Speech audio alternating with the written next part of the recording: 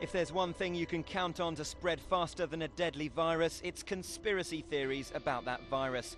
The latest case is no different. The new strain is a mixture of 4 different viruses. Theorists conclude it therefore cannot be natural. So from the teams that brought you Roswell and JFK, here are the top 3 swine flu conspiracy theories.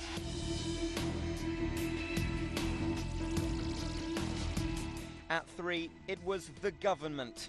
Yes, Mike Adams of naturalnews.com is not the only one to pose the question. Could world governments, spooked by the prospect of radical climate change caused by overpopulation of the planet, have assembled a super-secret task force to engineer and distribute a super-virulent strain of influenza designed to correct the human population and institute global martial law? To which others have posed the answer, probably not, no. At 2, it was big business. 2 parts to this one. First, the Tamiflu money-making scam.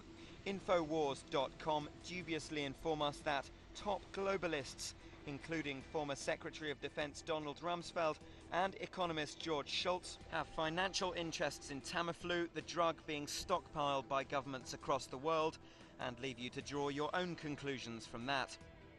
The others being championed in the Twitter sphere by PR guru Mark Borkowski, who tweets his theory that the swine flu panic is stirred up by a US PR company to help the development and manufacture of a dodgy vaccine.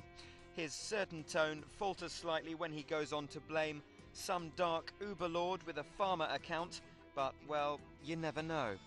And at number 1, my personal favourite, it was an assassin.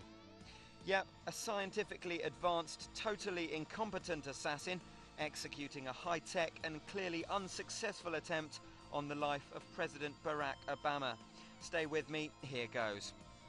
Robert Wenzel in the forums of the Economic Policy Journal writes that during Obama's recent trip to Mexico, he was received at the Anthropology Museum in Mexico City by Felipe Solis, a distinguished archaeologist who died the following day from symptoms similar to flu.